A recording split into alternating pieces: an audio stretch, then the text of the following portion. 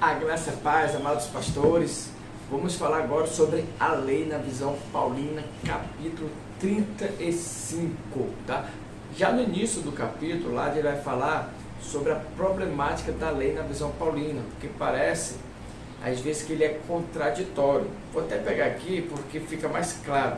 Porque em alguns momentos, Paulo fala assim, ó, ele afirma que aqueles que praticam a lei serão justificados e encontrarão a vida pela lei, mas ao mesmo tempo afirma que nenhum homem será justificado pelas obras da lei. Ué, é justificado ou não é justificado? Aí depois fala assim, porém apenas levado à morte pela letra da lei, pois a lei não pode dar vida. Reivindique que foi irrepreensível em sua obediência à lei, ou seja, Paulo fala que ele foi irrepreensível em sua obediência à lei. Aí depois ele fala que ao mesmo tempo afirma que nenhum homem pode ser perfeitamente sujeito à lei. Se nenhum homem pode ser perfeitamente sujeito à lei, como é que Paulo tornou-se irrepreensível perante a lei? E aí lá ele vai falar, discorrer sobre todo o capítulo, sobre outros tópicos da lei. E ele só vai responder essas perguntas literalmente no último parágrafo do capítulo. Então, por uma maneira didática, eu já vou antecipar esse parágrafo. O que ele fala? Ele fala que existe na lei a parte ali cerimonial, tá? E existe a parte ética, tá? E aí ele diz o seguinte, que essa parte cerimonial, ela foi totalmente abolida.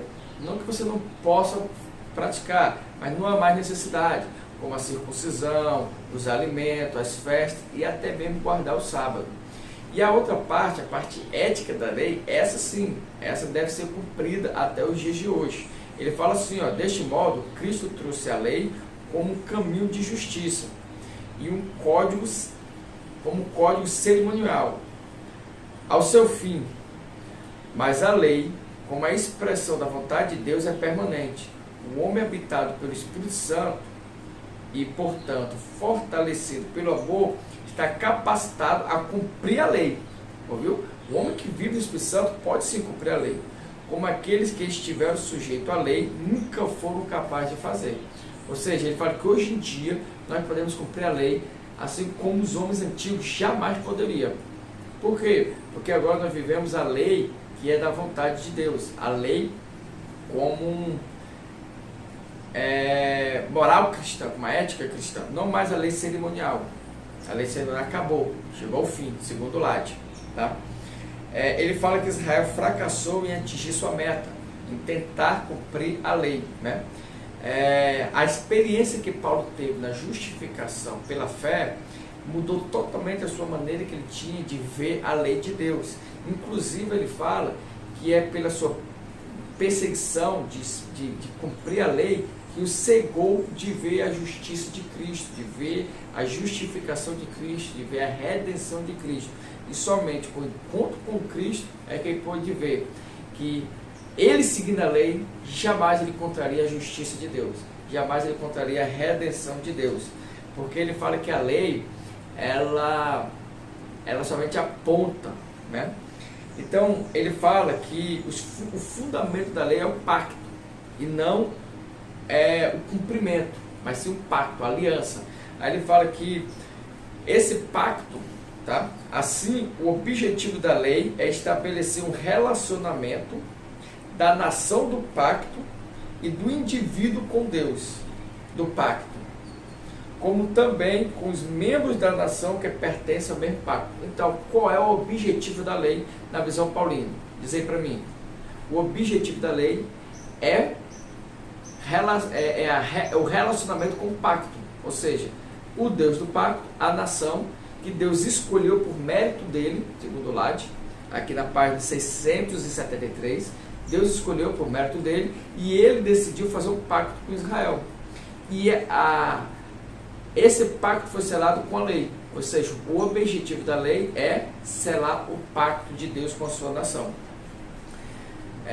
E aí ele fala que existe uma distinção bem clara entre o antigo Israel, ou o Israel do Antigo Testamento, uma igreja, o novo Israel, ou o Israel verdadeiro, ou o Israel espiritual. Ele usa essas três expressões. Então, igreja pode ser chamada de verdadeiro Israel, Israel espiritual, ou o novo Israel. Quanto o Israel mesmo, a nação, ele chama de Israel físico, né? Ele fala que o novo Israel também tem um novo pacto, só que esse novo pacto também é estabelecido por uma lei, só que agora essa lei ela é escrita no coração, ela traz mudança de vida, coisa que a antiga lei não poderia, porque ela era externa, ela estava escrita fora do homem, então ele precisaria de que o homem lesse e o motivasse a cumprir. Agora não, agora essa lei está escrita no coração e ele transforma o homem em uma nova criatura, né? Aí ele fala aqui um pouco sobre a lei da era messiânica, e ele fala que existe duas eras. Paulo designa essas duas eras, a lei e duas eras, a era da lei e a era do evangelho. Para cada era existe um pacto. Então nós temos duas eras, nós temos dois pactos. O velho pacto é o da letra, o grama, né? Que está na dispensação da condenação e da morte, ao passo que o novo pacto é do Espírito, uma dispensação de vida e de justiça. Então ele fala que existem duas eras e dois pactos, o pacto da letra ou da lei e o pacto do Espírito. O primeiro pacto ele trazia morte e o segundo pacto ele trazia vida, trazia morte e condenação, né?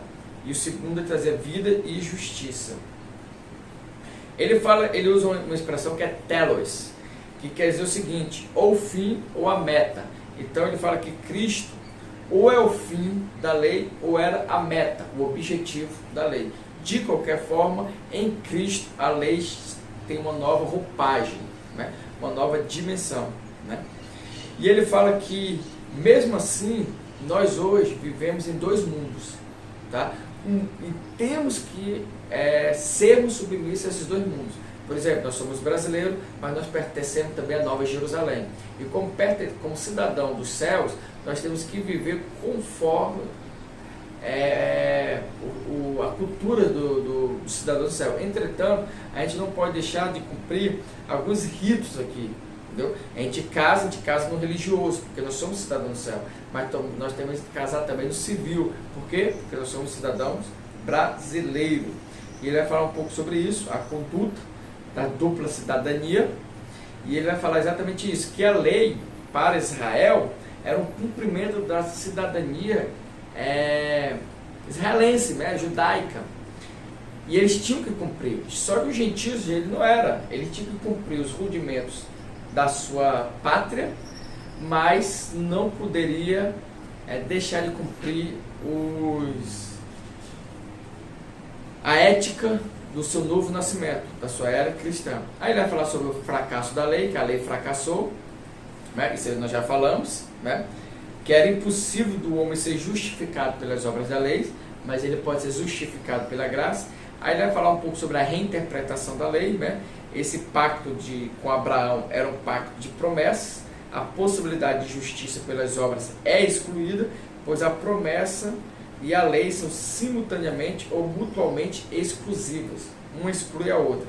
A promessa não será mais promessa se tiver algo a ver com a lei. Ou seja, ele fala que Deus fez um pacto ou promessa com Abraão, mas Moisés chegou à lei, cumprimento da lei. Ora, se eu estou esperando algo, mas eu tenho que fazer algo, um exclui a outra. Porque se eu estou fazendo, eu não estou mais esperando em outra pessoa. Mas ele fala que em Cristo vem, ele reinterpreta isso, dizendo o seguinte, ó, vocês são justificados pela fé, vão continuar esperando a salvação, a redenção, entretanto, vocês não precisam mais fazer nada, porque em mim vai vir o cumprimento da promessa. São esses aí, tá? Os principais tópicos. Ele fala que ainda existe a permanência da lei, como eu falei, só que a lei é ética, mas a lei com finalidade em Deus. No mais, essas daí os principais tópicos sobre a visão de Paulo sobre a lei. Um forte abraço e até nosso próximo episódio.